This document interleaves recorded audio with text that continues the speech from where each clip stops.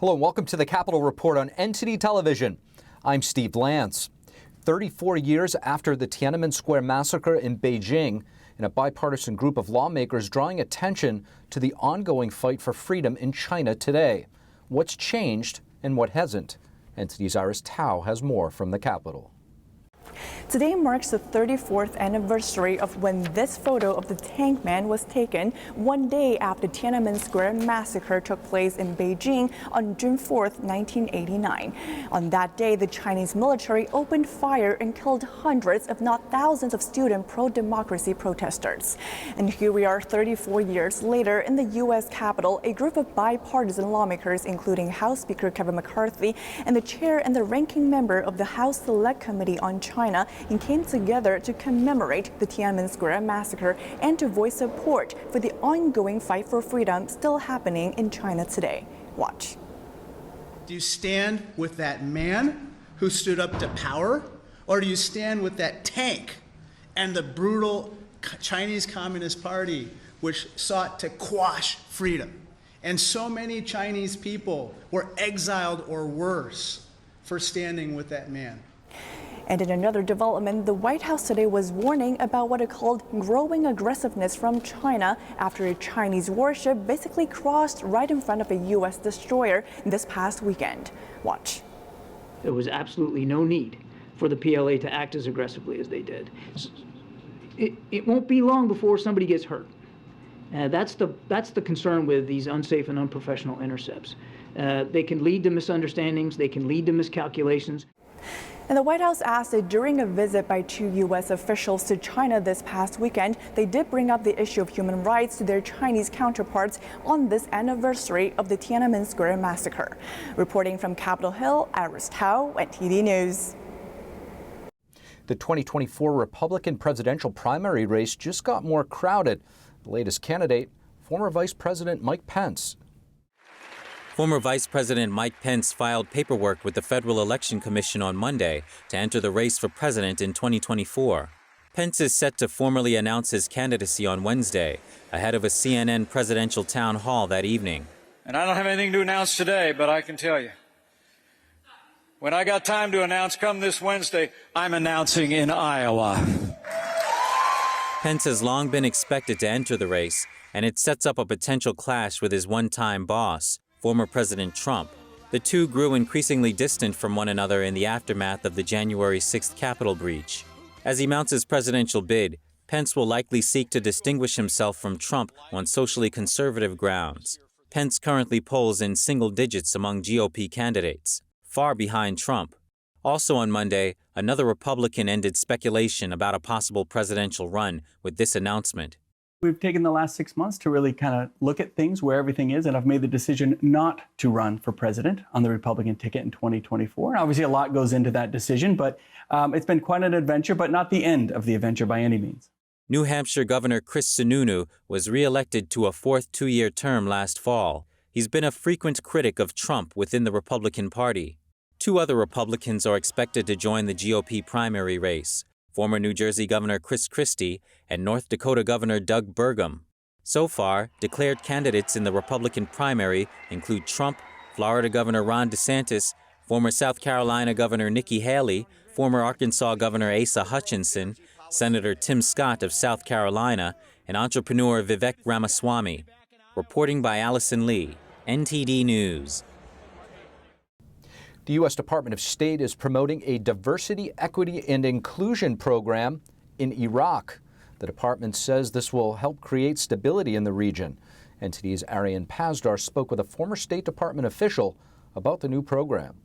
The Biden administration is set to award $12 million to universities in Iraq. That's to teach Iraqi students how to combat climate change and educate them on gender diversity.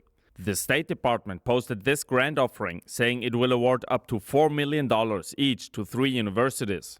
The offering says that, amongst other things, a successful project must include course offerings related to gender issues and should include studies related to climate change.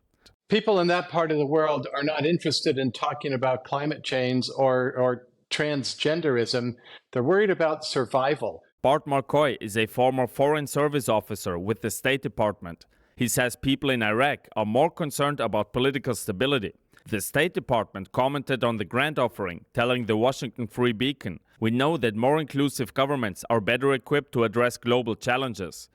Diversity, equity, and inclusion are not only a matter of human rights and fairness, but when presented together, promote stability, prosperity, and security." As a former State Department official yourself, do you think this will help creating stability in the region? No, nothing will create more instability than this kind of outreach. These are the kinds of things that get U.S. embassies and facilities attacked in various parts of the world. This is not the first time the U.S. tries to implement liberal ideas around the world. A 2021 government report found that the U.S. spent almost $800 million for programs specifically and primarily to support Afghan women and girls from 2002 to 2020. The report found some programs were designed based on assumptions that proved to be ill-suited to the Afghan context and the challenges that women and girls faced. Do you think that investment paid off, or are we kind of repeating a mistake here by making a similar investment in Iraq now? That investment paid off hugely for the Taliban and for Iran and for all the enemies of America. He added that this funding might have contributed to the chaotic Afghanistan pullout in 2021. Arian Pastar, NTD News.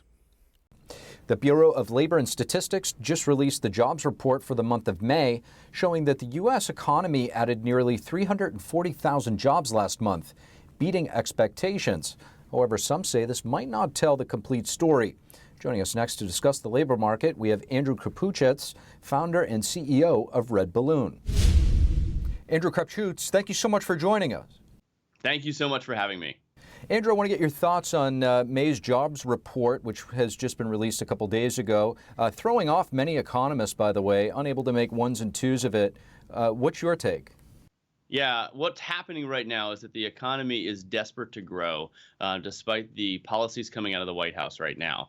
And if you look at the jobs report, you see obviously a lot of jobs created in the month, but the report that I like to look at is this JOLTS report, which comes out 2 days before the jobs report. And it's basically the jobs openings number. It's how many unfilled open jobs are there in the economy, because the traditional job number that all of us are used to looking at is kind of supply and demand hitting each other. It's how many jobs were actually filled by employers, but it doesn't tell you what the demand is beyond what they could actually find people to fill those jobs with. Whereas the JOLTS report that comes out shows out how much demand is in the economy, and that number was up over 500,000. There are 500,000 new open jobs in the economy. There's over 10 million jobs. There's almost 2 jobs per available job seeker today. And so there's just so much demand in this labor market, even though the economy is still trying to figure out whether it can grow. It's trying to grow. There's not great policies around this. The Fed's trying to squash it, but it's still a job seeker's economy right now. So if you're a job seeker, my encouragement to you is there's lots of jobs out there. The economy is still growing. There's demand by employers. And so don't feel trapped by your job. There's a lot of opportunities in the U.S. economy right now. Andrew, switching gears a little bit, speaking of policy at the corporate level, we're seeing this ESG, environmental, social governance, and DEI, diversity, equity, and inclusion, being squeezed into many aspects of our life, specifically our workplace. Larry Fink, CEO of BlackRock, he's making some waves right now in the headlines in a recent interview. Have a listen, we'll get your reaction on the other side. You have to force behaviors. And if you don't force behaviors, whether it's gender or race or just any way you want to say the composition of your team, you're going to be impacted. Andrew, is DEI the answer? Yeah, so what DEI is doing is it taking what are actually decent principles, diversity, equity, inclusion, which on their own are not bad, and weaponizing them to destroy the meritocracy that made America great in the first place. We want a work environment. We want a corporate world that lives based on the skills of the job seeker, based on the demand by customers.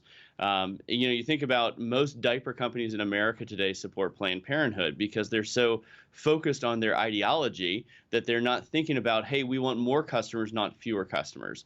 And so DEI is very similar to this, where you're pushing hard to try and get people who have just the right check boxes of ethnicity or race or sexual orientation rather than the best person for the job. And the problem is that's actually insulting to everybody. If you are hiring someone based on their skin color, based on the skin deep diversity, then you're going to hurt not only that person's moral compass, that they know that they're not the best person for their job. Unfortunately, they're just getting it because their skin color. That actually is bad for everyone in the economy, and it's going to be bad for your business.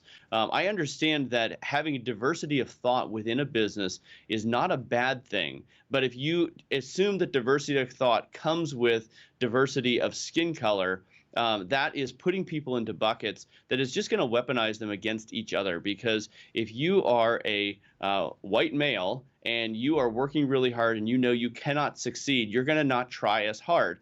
And if you are a black female, because you are checking all the diversity boxes they're looking for, and you know it doesn't matter how hard you work, you're going to succeed, that also takes away the motivation. So it comes down to human motivation, and when you use DEI as the measuring stick on whether employees are going to get raises or jobs or promotion, then what you're doing is you're putting yourself in a place where your business is not going to succeed, and you're going to demoralize all of your workers. We want a free economy that's based on merit, because that's what made America great in the first place, and not discriminate against people no matter what their skin color is.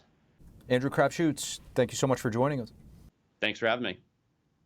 Thank you for watching the Capitol Report. If you want to see our full broadcast, check us out at epochtv.com.